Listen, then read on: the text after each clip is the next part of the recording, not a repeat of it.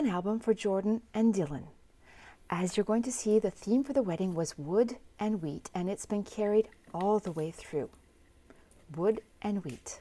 On this first page, we have an SVG file that I cut on my Scan and Cut with their names and the date. On the second page here, we have just a bow, a little ribbon that keeps this folded up little album in place. As you can see, I've only used the black and white photos that the photographer took in this album. I thought they went really well with the wood theme. This is a slider page. When you slide the middle part down, you can unfold the accordion albums on the top. Then you slide that middle piece back up to open the two on the bottom.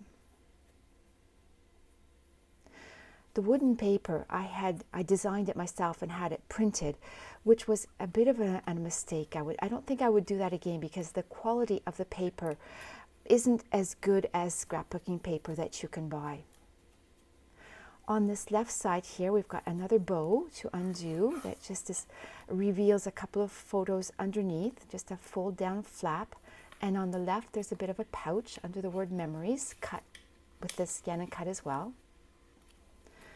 This is an interlocking page. See there, the page is blocked, but if I start on the top right and I work in a clockwise motion, I can unblock the pages to open them out.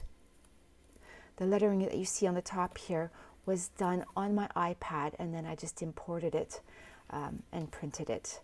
And now to block the album again, or block this page again, I'm going to work in the opposite direction, counterclockwise, to snap the photos all back into place. On this right-hand side here, we have an ampersand. There's a magnet behind that little bow, and that allows me to open this little mini album where the photos are cut in the shape of the ampersand when you see it. The ampersand is carried over into the middle page, and here we have just a little 5-page album there to open up. On this left-hand side, there's also a magnet that holds this little bit shut. In the center, we have a couple of tags hidden behind the little fold-out piece that I'll open in just a second. The size of the album is 20 by 20 centimeters. There are 7 pages, which gives me 14 double sides. Here I've got a little file book sort of thing where the photos are not glued in, they're just stuck into these little pockets, so more could be added. And the little file folder is not glued down so that I can slip that tag in the back there. In the center of this, we've got a little pouch right here. I'm hoping that she'll be able to stick a piece of the wheat in that little pouch, and it unfolds to reveal the pictures, the photos on the inside, and then snaps back together with a magnet.